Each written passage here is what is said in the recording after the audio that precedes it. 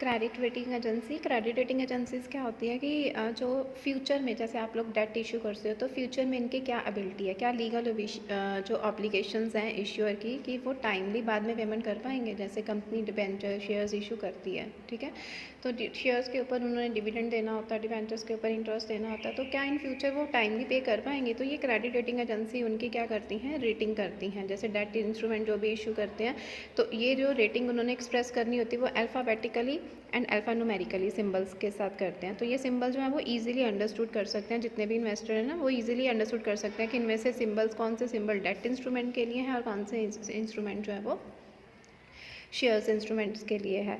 तो वो अगर रेटिंग मेयर्स करती है कि क्या प्रोबेबिलिटी है कि जो इशूअर है वो डिफ़ॉल्ट कर सकता है, पेमेंट करने में डिफ़ॉल्ट कर सकता है, तो वो उन रेट्स के बेस के ऊपर जो है वो कर सकते हैं। एंड इंस्ट्रूमेंट जो है वो क्या होने चाहिए हमारे 30 ईयर्स और more, may be matter of days हो सकता है कि वो 30 ईयर्स का लॉन्ग मैटर भी हो, मतलब उससे रिलेटेड 30 ईयर्स पुराने इंस्ट्रूमेंट भी हो, तो उनसे रिलेटेड वो क्या करते हैं, उनकी रेटिंग कर देते हैं कि कौन सी कंपनी जो है वो टाइमली जो है वो पेमेंट करने के लिए लायबल हो जाएंगी। फंक्शंस हैं इनके, provide unbiased opinion.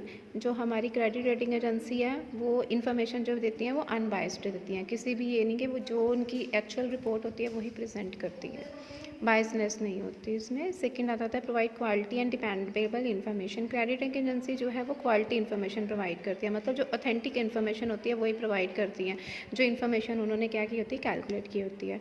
Low cost के ऊपर वो इन्फॉर्मेशन देती हैं, जो इनकी रिपोर्ट्स होती हैं उनको पब्लिश कर देते हैं और उसके ऊपर जो है बहुत कम कॉस्ट के ऊपर, नेग्लिजिबल प्राइस के ऊपर आपको इन्फॉर्मेशन प्रोवाइड करती हैं। Provide easy to understand information. उनकी जो रेटिंग होती है वो बहुत इजीली होती है, वो जो है वो सिंबल्स जो देते हैं वो बहुत इजी सिंबल्स होते हैं जिनको वो इजीली क्या कर सकते हैं, अंडरस्टूड कर सकते हैं। कौन अंडरस्टूड कर सकते हैं, investor.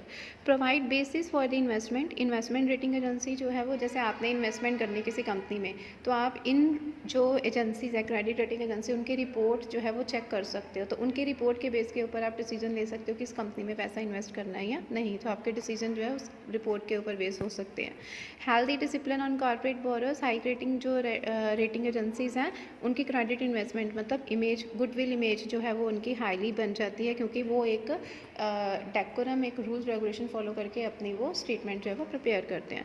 Formation of public policy. ये जो हाई रेटेड एजेंसीज होती हैं ये प्रोफेशनल्स होती हैं, तो ये जो पब्लिक पॉलिसीज़ बनाती हैं प्रॉपर गाइडलाइंस फॉलो करके बनाती हैं और उनकी प्रॉपर एलिजिबिलिटी ऑफ सिक्योरिटीज़, जो एलिजिबल है उस रेटिंग एजेंसीज के अंदर सिक्योरिटी, सिर्फ उन्हीं की वो रेटिंग करते हैं।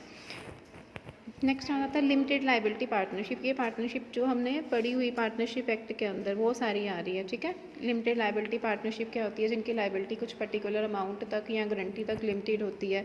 लीगल फ्रेमवर्क पढ़ लेना क्या होता है, ठीक है। मैनेजमेंट कौन कौन आ सकते हैं उसमें, ये आपने पढ़ी हुई है। लिमिटेड की जैसे उनकी जितने के उनके पास शेयर्स हैं या जितनी की उन्होंने गारंटी दी है वहाँ तक ही उनकी पार्टनर्स की क्या होगी, लाइबिलिटी जो है वो लिमिटेड होगी। ये पढ़ लेना क्योंकि सारा ऑलरेडी पार्टनरशिप आपने पढ़ा हुआ है।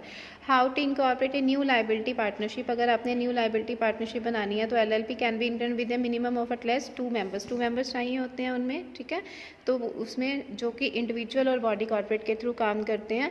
Who can be partner of LLP. Partner कौन हो सकता है, इनकॉर्पोरेटेड कंपनी हो सकती है, चाहे वो कंपनी आउटसाइड इंडिया या इनसाइड इंडिया कॉर्पोरेटेड है। इंडिविजुअल रेजिडेंट जो है इन आउटसाइड इंडिया ये एलएलपी बना सकते हैं। Outstanding DPNI, number of electronic signature, DPNI designated partner identification number. ये होता है कि उनको एक नंबर, पार्टनरशिप नंबर दे दिया जाता है। इनको कौन देती है, वो नंबर सेंट्रल गवर्नमेंट इशू करती है। इसे होता क्या है, एक 8 डिजिट का न्यूमेरिक नंबर होता है जो इनको सेंट्रल गवर्नमेंट अलॉट करती है। उसके लिए उनको ई फॉर्म 7 फिल करना पड़ता है और उसके लिए 100 रुपीज़ जो है वो फीस जो है वो पे करनी पड़ती है। Digital signature certificate,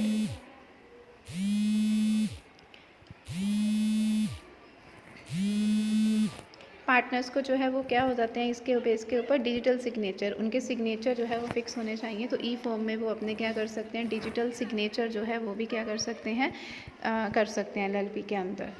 checking the name availability and reservation of name. उसके बाद आ जाता है कि उन्होंने name of limited liability partnership, जो सिमिलर उनकी कंपनीज़ हैं उन्होंने उसमें क्या करने हैं, लिमिटेड लाइबिलिटी पार्टनरशिप फर्म में उनको पहले तो नेम चेक करना है, फिर उनके जो भी वर्ड्स होते हैं, सिंबल्स होते हैं, नेम, उनको चेक करते हैं।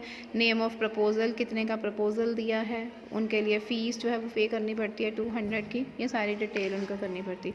फिर उसके बाद ड्राफ्टिंग ऑफ LLP एग्रीमेंट, उसके बाद एग्रीमेंट ड्राफ्ट करते हैं जिसमें उनका name of LLP, name of partner, resident partner, form of contribution, profit sharing ratio, मतलब किस रेशो में उन्होंने काम करना है, इनकॉर्पोरेशन डॉक्यूमेंट, जो भी उनके डॉक्यूमेंट होते हैं ना जब वो पार्टनरशिप डीड बनाते हैं, तो उसके लिए जो जो डॉक्यूमेंट्स लगने हैं वो सारे डॉक्यूमेंट्स जो है वो साथ में प्रिस्क्राइब फ़ी के साथ जो है वो लगाएंगे। डॉक्यूमेंट्स जैसे e form, availability of application, e form 2 है इनकॉर्पोरेशन डॉक्यूमेंट, ये फॉर्म नंबर दिए हैं।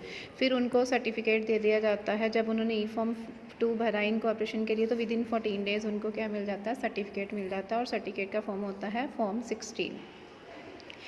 Effect for registration, suite and being sued, क्या इफ़ेक्ट पड़ता है? अगर आपने अपनी पार्टनरशिप को रजिस्ट्रेशन करवाया तो आपके ऊपर स्यू भी हो सकता है और आप भी स्यू कर सकते हो। आप ये प्रॉपर्टी, किसी भी प्रॉपर्टी, मोबाइल, टेंजिबल, इंटेंजिबल को हायर रिक्वायर कर सकते हो। हैविंग ए कॉमन सील होती है, एक ही पर्सन उस सील को अटैच कर सकता है, ठीक है। एडवांटेजेस पढ़ लेना। ये डिफ्रेंशिएट दिया हुआ है company, limited partnership and partnership firm, इसको एक बार पढ़ लेना डिफरेंट, ठीक है।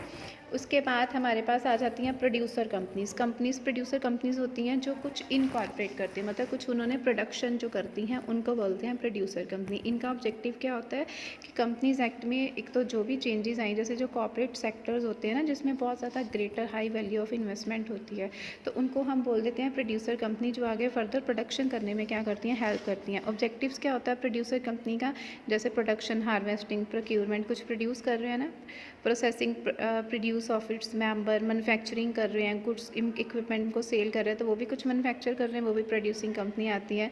कुछ उन्होंने technical services, consultancy service provide की, they are also producer company.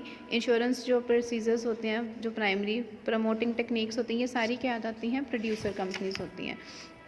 कि जिनमें जो ये उन्होंने कंपनी एक्ट 2013 के अंदर ऐड किया था इसके प्रोविज़न को, कि जितनी भी कंपनीज़ जो है वो लार्ज स्केल के ऊपर ग्रेटर इन्वेस्टमेंट करती हैं, जिनकी वजह से उनकी जो है न्यू प्रोग्रेशन होती है, सोसाइटी को कुछ बेनिफिट मिलता है, सोसाइटी की प्रोग्रेशन होती है, तो उनको हम बोल देते हैं प्रोड्यूसर कंपनी।